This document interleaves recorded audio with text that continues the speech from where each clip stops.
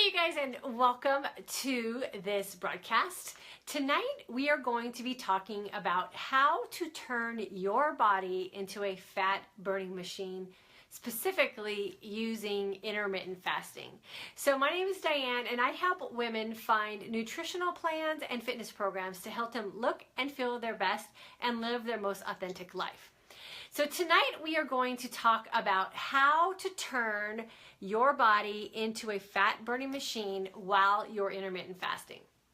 So this is one of the key benefits to intermittent fasting, and the fact that it does help your body burn body fat much more efficiently, hey Chrissy, and more effectively because of the methodology of what intermittent fasting is. And so just a quick little review of what intermittent fasting is. Intermittent fasting is just basically a lifestyle that we create where we put our body in a fasted state and then an eating state. Most people fast naturally and they just don't realize what it is that they're doing. So during the time that you are sleeping, your body is actually in a fasted state because we're not consuming any calories and we are not doing anything to spike our insulin. So as soon as we wake up, we have been trained to eat breakfast. What that does to us is it naturally spikes our insulin. So anytime we eat, our insulin levels are spiked, and it creates an energy source for our bodies to use that's readily available. Now this energy source is limited, but it takes a long time to kind of burn through it. So what we want to do is create an opportunity for our body to tap into that energy source and just use it all up. The reason we want to do that is because we want to get to those fat stores. And fat stores are burned when we have burned through all of that readily available insulin that we get from our food, and we actually use what's stored on our body. Now the thing about fat is it's stored in an unlimited amount. Hey Stephanie, how are you, girl? So we can have tons of fat on our body, but the insulin stores are limited. So we want to make sure that we take advantage of that situation and get through that insulin as fast as we can throughout our day so that we can actually start tapping into those fat stores and burn off that unwanted fat and use it for energy. So there's two very simple ways to do this when we're intermittent fasting. One of those is to limit the carbohydrates that we eat, because those are the things that are stored as that very simple, sugary glucose type of energy that we store. And we want to increase our fat consumption because when we eat fat, we do not spike our insulin levels, so we don't create that extra glucose. So when we're in a fasted state, that's the ideal situation because we're burning through those carbohydrates. So if we take in a limited amount of carbohydrates and we don't have a lot of extra that's in storage, we put ourselves in an optimal position to burn off fat quickly, more efficiently, and in a bigger number. So limiting our carbohydrates when we are in an intermittent fast is a great way to just kind of tap into those fat stores quickly and create a fat burning machine out of our bodies. The one thing that I always try to caution, especially women on when they're intermittent fasting and they start thinking about high fat, low carb, is we don't want to necessarily categorize the way we're doing that off of another diet plan. I always try to teach that intermittent fasting is not dieting, but it is just a lifestyle that we've created so that we can have a healthy body and put ourselves in a position to burn off that body fat. So I really like to just keep this philosophy very simple and just say, eat a lot of fat and watch the carbs that you're eating. Another great way that you can put yourself in an optimal position to burn off and burn through that insulin really quickly and get into those fat stores is to make sure that you're getting that insulin in the very beginning of the day, and then, or the carbohydrates, and then keep that fat throughout your day and mostly at night. That way, when you're sleeping in that fasted state, you're going to get through those carbohydrates and you're going to burn through that insulin and glucose very quickly while you're sleeping.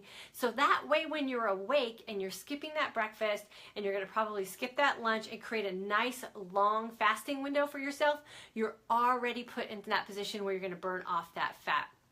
So you could be putting yourself and your body in a position where you're burning fat the entire day. Now, wouldn't that be an awesome position to put yourself in, especially as a woman and as we age? If you are in that 40 to 50 age range, you know that your metabolism naturally slows down and it is so much harder to burn off that body fat. It is almost impossible to do through dieting, and exercise becomes very frustrating when we're working out and we're not seeing any changes. So intermittent fasting and creating a very cautious carbohydrate intake and a very specific fat intake will put you in that position where you can turn your body into that fat burning machine. So I know some of the women that are in my intermittent fasting for aging women group right now on Facebook are on here. Do you guys have any questions about why it is that we want to keep our food intake on a low carbohydrate side and a high fat side? We'll see if we have any questions come up. Okay, another quick thing that I want to touch on that's kind of come up in our group, and I know I get a lot of questions from it from people who are reaching out to me, and that is, what kind of foods do we want to eat when we're intermittent fasting? The one cautionary thing that I always like to say is that just because you're intermittent fasting, and yes, it is a very optimal way to live your lifestyle, and it is a very efficient way to create a healthy body from the inside out, we don't want to throw good nutritional common sense out the window. So we still want to make sure that we're eating as clean of a nutrition plan as we can, and really watch those processed, high carbohydrate, empty calorie foods.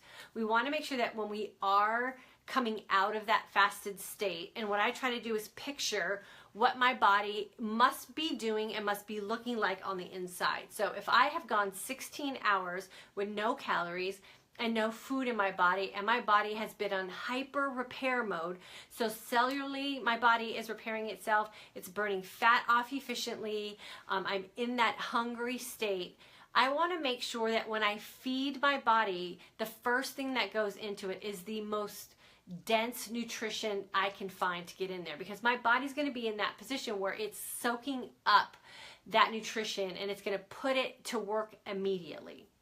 Now, on the contrary, if you're breaking your fast and you're eating something that would be considered like a junk food or a very highly processed food, your body's going to do the same thing, but you're not going to reap the benefits of those calories that you're putting in your body and that insulin rush that you're about to create. So there's not going to be any way that your body is going to be able to benefit if you're putting those kind of calories in your body and they're not going to be nutrient dense. So be very aware of how you're breaking your fast and know what it is that you're putting into your body so that you can take advantage of that time that you've been fasted and the fact that your body is completely depleted and it has an opportunity to soak up all those nutrients for later use. I always like to make sure that when I break my fast, I break it with either a very clean organic fruit, or I like to break it with a liquid nutritional shake. So one of those two things is usually the way that I break my fast, and then that way I know that it's actually going into my body and getting to use. Yes, Stephanie, if you're going to break your fast with Shakeology, that's the best way to go. And tomorrow in our group, I will be posting a video of exactly what I put in my shake. So it's not anything that's slimmed down. My shake has it has fruit in it, it has spinach in it, it has a nut butter in it, it has some collagen protein in it. And it has some ripple pea protein milk. So my shake is a very big meal. There's a lot of calories in it. It's loaded with fats. It's loaded with vegetables. So it is the equivalent of a very solid meal nutritionally, and it kind of can get me through my day. Especially when you're in, again, a very long fasted state. So if you find that you're benefiting from fasting 16, 18, 20 hours, and you really only have an opportunity to have 2 meals in a day, you definitely want to make sure that those 2 meals are solid good nutrition and you're not filling yourself with anything that's just going to be kind of a processed, high junky carbohydrate type of meal. Bought the organic kale. Perfect. That's awesome, Stephanie. And kale actually is a more nutrient dense food than spinach is. So getting both of those in your first meal of the day is going to be fantastic for you. The other good thing, you know, we all know this who are users of Shakeology, is that Shakeology helps you also break those cravings, and it does make you feel definitely satisfied and full. So it's a lot easier when you're extending out those fast hours and you're decreasing that eating window, when you can really load up that first meal as your Shakeology with some spinach and some nut butters and some good healthy fats, then you're going to be able to get all that nutrition that you need in just those 2 meals because your shake is going to be loaded up. Let's see. Best fats to consume. Okay, so the best fats to consume are real food fats. So avocados are great. I know a lot of people use coconut oil during a fast, and coconut oil is one of those things that I think I've shared before, that you can take a tablespoon or a teaspoon of it and you can melt it. And it's really easy to melt in just a bowl of hot water, and you kind of put a smaller bowl inside, let it sit in there for a couple seconds, and it'll melt down to liquid form. If you're not living in a hot place, if you're living in a hot place, it will naturally or should naturally go to liquid form, and then you can kind of just take it as a shot. Because it is one of those medium chain triglycerides, it will not spike your insulin, so it will not take you out of a fast.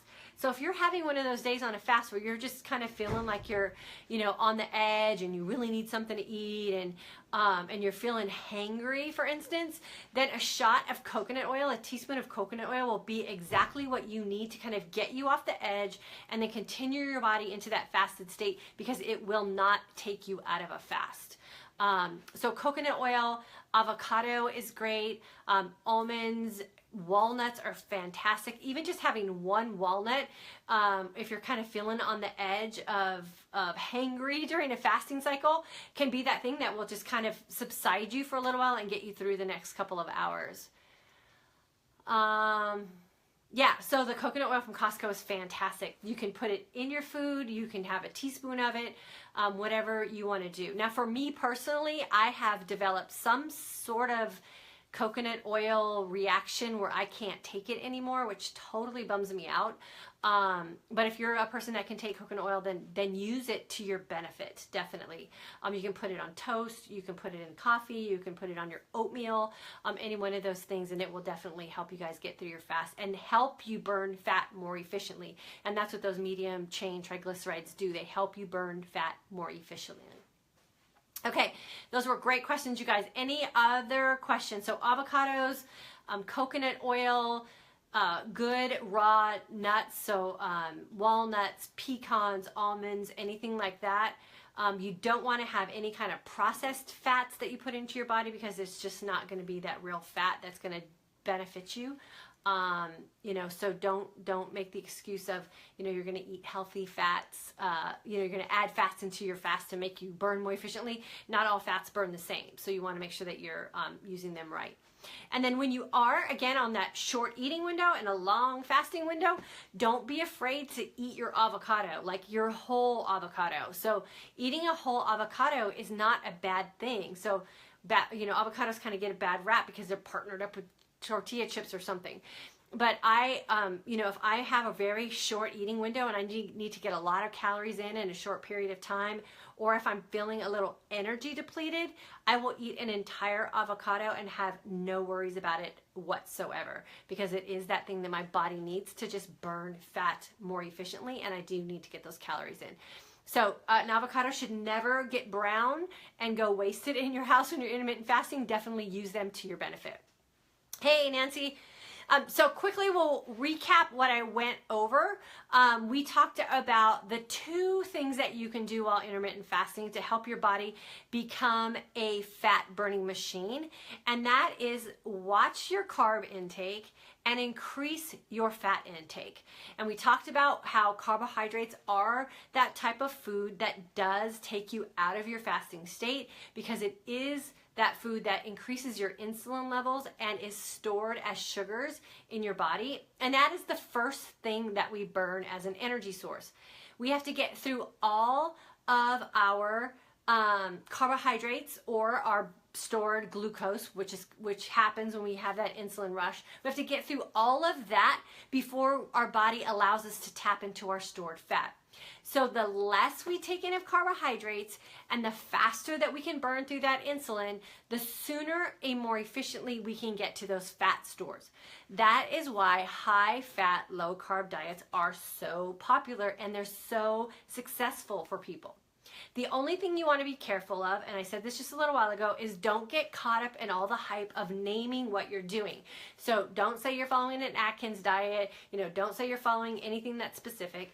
Just create a system for you that will not emotionally and psychologically throw you off the deep end thinking that you're limited on the foods that you are allowed to eat. Remember, intermittent fasting, you can eat whatever you want, but to get the best results and to turn that body into a fat burning machine, you want to make sure that you're taking full advantage of the sacrifices that you made during that fasting cycle. And you don't want to load up on a bunch of carbs when you're eating because it's going to take you that much longer to burn through those and get to that fat store when you are actually wanting to be in that burning state. Hey, Allison, good to see you here. So, limited carbohydrates, high fat diets, good fats are avocados, coconut oil, olives are good fats, almonds, walnuts, anything that is a real food is what you want to consume as a healthy fat. Stay away from the dairy fats. Cheeses are okay, but they're definitely not going to be the best thing for you, especially if you have a very short eating window, you have a very limited amount of time to get all your nutrients in, and you want to make sure that they're the best. Any other questions? You guys had some great questions tonight.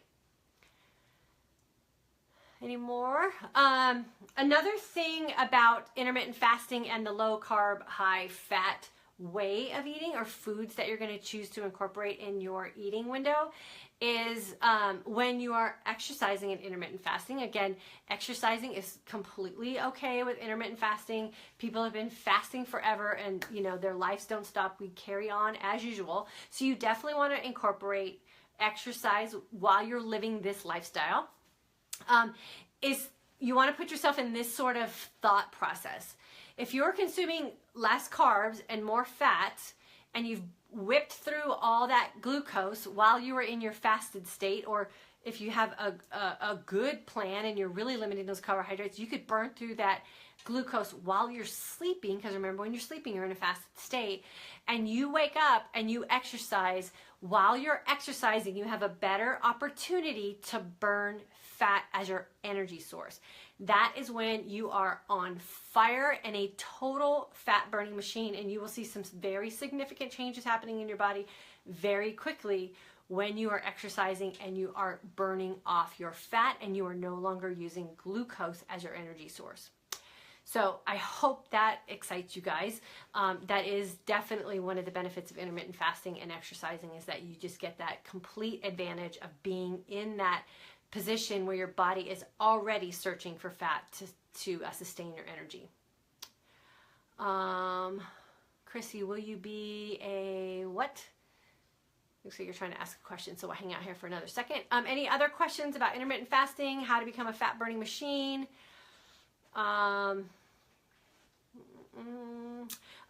Butter has also been kind of considered a healthy fat when you're intermittent fasting, and that's why the whole bulletproof coffee came about, and adding MCT oils and all that kind of stuff, and why when you drink bulletproof coffee while you're fasting, it doesn't take you out of a fast, because we already know that caffeine acts as an appetite suppressant. We also know Chrissy, I will share more meals this week. And I'll get to that in just a second. We know caffeine's an appetite suppressant, and it totally helps control those hunger hormones. And fat does not take us out of our fast. And if you put the right fats in you, they can also help you burn fat. So you want to make sure, if you are adding butter to your coffee to make it more of like an intermittent fasting type of coffee, that you're using grass-fed butter, so that that you're getting a good quality butter in there. Let's see, what was this? Hold on. What are the hours you fast between? I have had really great success with it, but okay. So, who is that? Danielle. Okay, so I fast, I'm a flexible intermittent faster. So I fast Monday and Tuesday, usually 20 hours, and then I eat for 4. So I don't eat till 4 o'clock in the afternoon, and I stop eating at 8. And then Wednesdays, I kind of lighten it up a little bit, and I go to the 16-8 fast, and then Thursday, Friday, I go back to 20 hours of fasting, 4 hours of eating. And then on the weekends, I totally lighten it up, and it all just depends on what my family is doing. So if my kids want to go out to have breakfast or something, then I don't generally fast that day, and I'll just kind of go out and have breakfast and just make really good nutritional choices. And then I go back on my 24 on a Monday. So I incorporate it to fit my lifestyle, which has definitely helped me be a little bit, I guess, more excited about fasting and really want to stick it out as a lifetime thing, because I haven't let it limit my life. I've definitely let it just sort of add to my life, and that's worked great for me. What I'm going to be doing, though, during this 30-day group that I have going on Facebook is by the 4th week of our group, and I'm going to do this every time I run one of these intermittent fasting groups for women, is I'm going to get myself to the point of doing an actual water fast and doing it for at least 48 hours. And then I'm going to kind of build on that, just because of the research that I've done with what it does for the cancer fighting benefits of intermittent fasting and also the Alzheimer's offset. So I'm going to start incorporating some longer kind of water fasts just to kind of experiment with my body. So Danielle, what kind of fasting hours are you incorporating that you're seeing some good success with? Hey Jane, how are you? Okay, so Chrissy, you asked, let me get to your question really quick and I'll see if Danielle answers me. Yes, I'm going to be sharing some more meals, but this is why I'm always really hesitant to share what I'm eating in these groups that I hold with you guys. And that is because I really want to give you guys an opportunity to figure it out on your own first and see what kind of choices that you're making and what your go-to foods are before I kind of preach to you about what you should and shouldn't eat. You know, and we all know what the difference between good food and bad food is. And I won't name any names, but we had a little discussion in our group today about eating goldfish as a snack. And so I just kind of like to see where you generally go to for yourself. And I don't like to give food lists and tell you what you're supposed to eat, because I'm not going to always be here to help you make good decisions about your food. Like, I can give you some suggestions, but ultimately you're going to make those decisions for yourself. And when you're on the spot, I want you to have the confidence and the education to make the right food choices for you.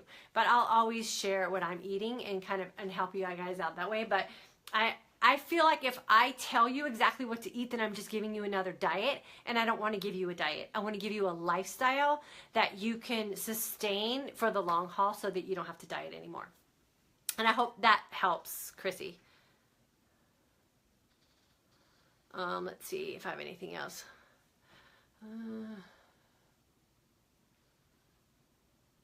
Doing it like that never bothered you. I didn't get that.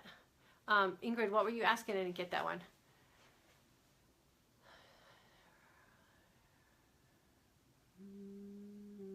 Are you talking about like a headache, Ingrid? I don't understand what that question is. And I always say, you guys, that when you're intermittent fasting, you got to pick just good, solid nutrition. We all know that if it's a package that kind of has to be opened this way, or if it's cellophaned, or if it has, you know, more than 3 ingredients in it, it's probably something that's not going to do you any good nutritionally. So is it going to be the best thing for you to get the results that you want? No. Are you still getting good nutrition and health benefits by putting your body in a fasted state?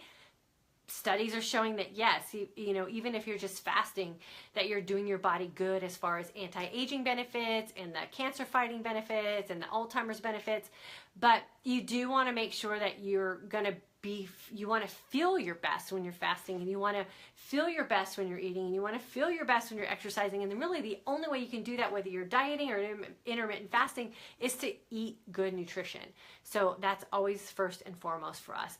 And you can have cheat days when you need to have cheat days.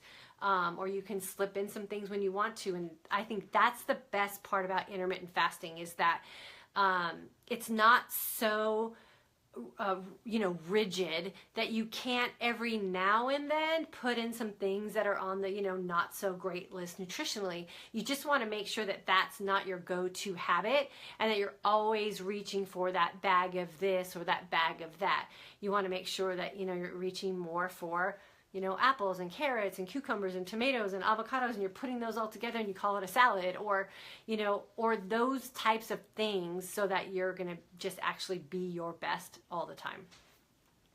Okay, so if there's no more questions, I don't see any more coming through. Sorry, trying to be quick. Oh, that's okay. I can scroll through it. Okay, I'll answer this one other question really quick, and that was headaches. So what do you do when you get a headache on an intermittent fast? So a headache on an intermittent fast could basically just be because you're not drinking enough water. I know for me, when I'm fasting, I kind of forget to drink water, and I think that's just because I'm out of the kitchen. I try to stay away from the kitchen and away from food. So I have to make a very conscious effort to get enough water in for the day. And then if I do feel like I'm getting a headache, I want to make sure that I am drinking my water and that I am kind of changing my scenery. So sometimes I feel like I get a little bit like mentally stressed out. And so I try to do things to kind of offset what's going on in my brain and just kind of de-stress a little bit. But I've noticed that the longer I fast and the more consistent I am, and the less I jump out of fasting days, the less headaches I suffer. So today was not a great day for me, and that's because Friday, Saturday, and Sunday I didn't do so great on my fasting, and it kind of put me back to where I was feeling before I started fasting, months ago. So today was really all about making sure I got myself back on a good schedule. I ate really clean food today. So for instance, I showed you guys I had organic blueberries to take me out of my fast at noon. I had my Shakeology that was loaded up with spinach, and I did like sunflower butter and all kinds of stuff in there, so that was solid. And then I had my snack, which was hard-boiled organic cage-free eggs, and I had organic tomatoes, and I had a half of an avocado, and I had something else on there. Oh, an apple. And then for dinner, I had my soup with a little bit of chicken and some vegetables. And that's all I've had all day. And that was within my 8-hour window. Drank a ton of water, took my probiotics, and I'm already feeling better. So I know tomorrow morning when I wake up, I will be ready to fully benefit from my fasted state that I'm going to get tonight and tomorrow, and I'll be right back on track. So 24 hours of an off day is all I had to suffer for taking 3 days out of my fasting cycle. So it's a really quick recovery if you do it with plenty of water and good solid nutrition. So that's a key if you kind of go off intermittent fasting to go on vacation, or you have a weekend out of town or whatever. 1 solid day of regimented fasting and some good water, and you'll be right back on track. Okay, so that's all I got for you guys tonight. Tomorrow, we are going to be talking about a intermittent fasting mindset versus a dieting mindset. So I'm going to give you guys some tricks on how you can kind of keep your head on straight when you're intermittent fasting, and how you can keep yourself out of feeling like you're dieting, or that you feel like you're counting those minutes until you get to eat. And that will be tomorrow night, right here live at 9 o'clock. So I hope to see you guys tomorrow. Thank you for all your comments. They were all excellent, and I'm glad we were able to get those answered here. If you feel like you know anyone who might benefit from intermittent fasting or might benefit from being in our support group, definitely feel free to share this with them so that they can get some information and possibly join us. And then, like I said, I will see you guys tomorrow right back here at 9 o'clock. For the people in my group, for the women in my group, I will see you there either later tonight or tomorrow morning. Have a super night, you guys. Thanks so much for joining me.